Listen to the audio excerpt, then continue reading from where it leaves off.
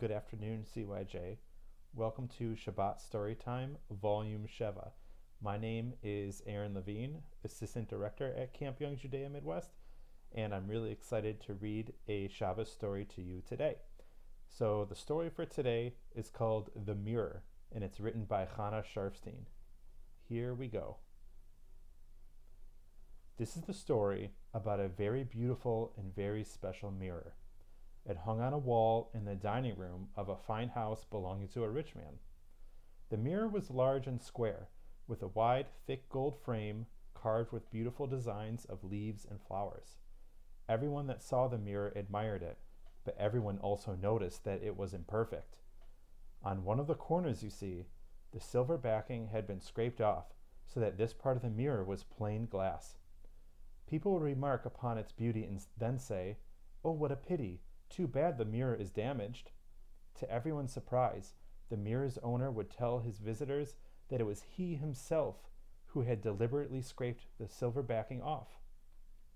Can you imagine owning such a costly mirror, a work of art, and then ruining it? But let me tell you the story of that mirror. Many years ago, in a small town in Poland, there lived a man called Abraham. He owned a small family store, and he earned just enough money to take care of his family. He was not a rich man, but he was also not a very, very poor man. He had only a few customers. Sometimes people left without buying anything because Abraham did not have many things to choose from. They went to the big stores instead, where they could find what they wanted. Abraham was happy with his life. Though he was not rich, he always had enough to share with others. No visitor that came to his home ever left hungry. Every time a poor person needed help, Abraham always found money to give him. Abraham and his wife lived a very simple life. Their home was small. The house really needed a paint job, but there was never enough money for that. It seemed to them that it was more important to help someone in real trouble than to paint a house. Their furniture was old for the same reason. The curtains on the window had probably been washed 100 times. Abraham and his wife had no carpets on their floor. Their clothes were plain, and they did not often buy new things. Many of their cups and plates had chips and cracks. The food they ate was simple. Yes, it was not a very fancy home, but it was a real home. It was a warm and happy place. Everyone felt comfortable and relaxed there. Abraham had many visitors because everyone knew that he was kind and liked to be helpful. One day, Abraham was standing in the doorway of his little store, waiting for customers. Suddenly, he noticed a stranger walking towards his store. Abraham lived in a small town, so he knew all the people there. When the stranger was near the store, Abraham asked him how he could help. "Maybe you would like to come to my home and rest a while," he said. "If you are hungry, please be my guest. If you are thirsty, please come with me for something to drink. Perhaps you need money? We will help you." Abraham's invitation was so warm and friendly that the stranger decided to stop in his house for a rest. What Abraham did not know was that this was no ordinary stranger. This was a very holy, wise, and famous rabbi from a town far away. He was on his way to a wedding and happened to pass through Abraham's town. The rabbi was an important man, and many people in Poland traveled long distances to listen to his words of wisdom or to ask a blessing or prayer in time of need. It would have been a great honor for any home to have this rabbi as a guest. The rabbi soon noticed Abraham's kindness and generosity. He knew many rich people who could have helped the poor much more easily than Abraham, but who did much less than he. The rabbi enjoyed his short stay. Before he left, he blessed Abraham with riches, so that he should be able to continue helping the poor and needy more easily. After the Rebbe left, Abraham's store suddenly became a very busy place. All day long, customers were coming in. Everyone found what he wanted, and no longer did people leave his store to shop somewhere else. With each day that passed, Abraham had more new customers and more money to bring home. Soon, he had to make his store larger to fit all his new customers. After a while, Abraham became a very big, important, and rich storekeeper. he became one of the richest men in town. The rabbi's blessing that Abraham should become wealthy had been fulfilled. To be rich seems mighty good when one is poor. People sometimes think that if they were rich, life would be more beautiful, but being rich can be a problem too.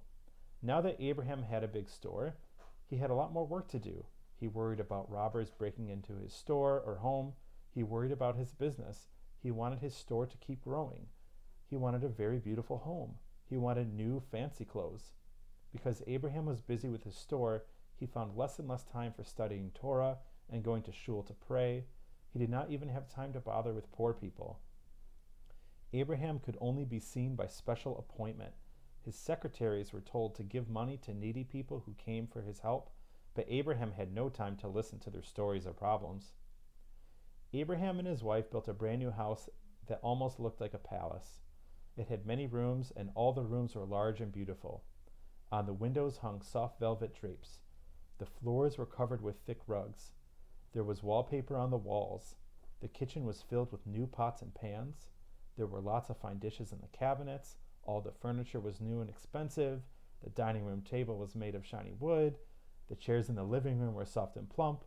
On the walls hung paintings by real artists. And on one wall in the living room, there hung a huge mirror.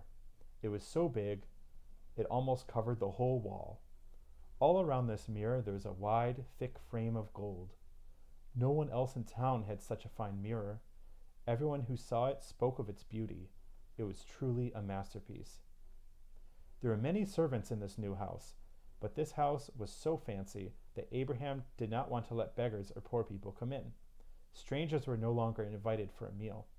Servants would open the door and give some money to the needy, but that was all. Abraham is different, people said. He has changed since he became rich. What a pity. He was always so kind and good, and now look at him. He has no time for any of us anymore. And they would shake their heads sadly and remember the good old times when Abraham had never been too busy to help others. Time passed. One day, a messenger came to visit Abraham. He had been sent a long distance from the famous rabbi who had given Abraham the blessing of riches. The news of Abraham's good fortune had reached the ears of the rabbi, and now he needed his help. An innocent Jewish man had been put in prison on false charges, and a great deal of money was needed for his ransom. Of course, Abraham was happy to help. He gave the messenger the money and sent him off with good wishes for a safe trip home. He also sent regards to the rabbi. The messenger had completed his job, but he did not feel happy. It had been difficult for him to speak to Abraham in person. His secretaries had not wanted to let a stranger into Abraham's private office. Abraham had given him the money, but he had not invited him to his home for some food and rest. The messenger was surprised. The rabbi had praised Abraham and often spoke of his hospitality in charitable ways.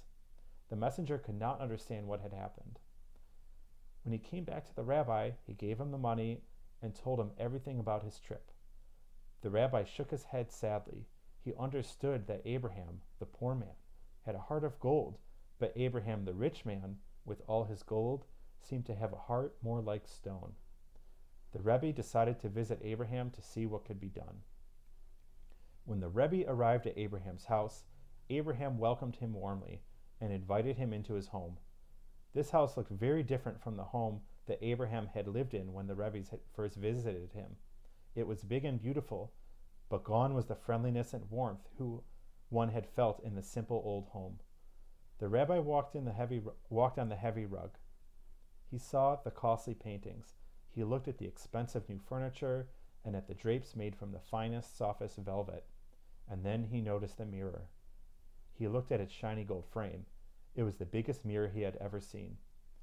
"Quite a change, is it not?" said Abraham with a pleased smile on his face. "And that mirror," he continued, "is my favorite treasure.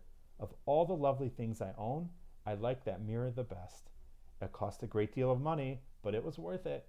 It is truly a masterpiece, a work of art, is it not?"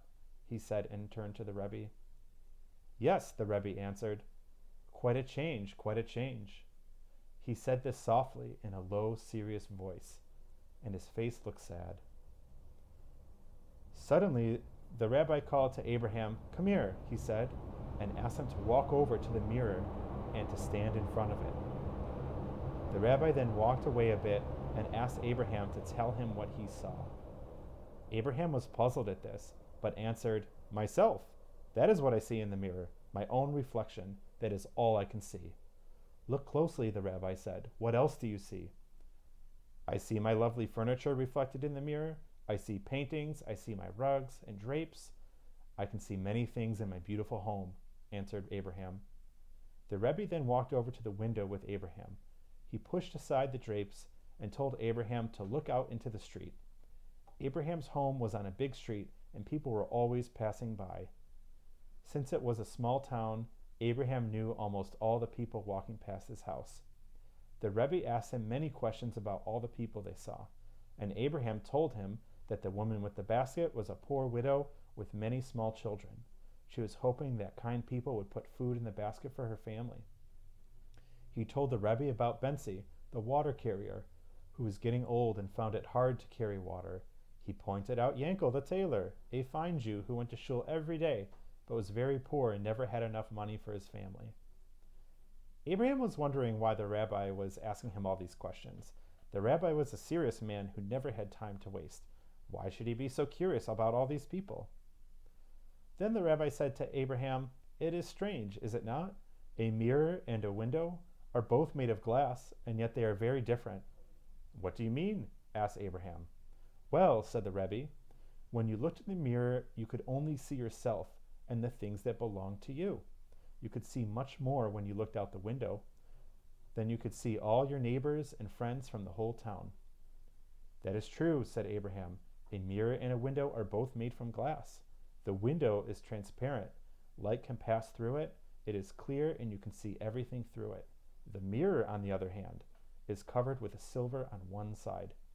The rays of light cannot pass through, and therefore a mirror can only reflect what is in front of it." "I see," said the Rebbe and nodded his head. "I see.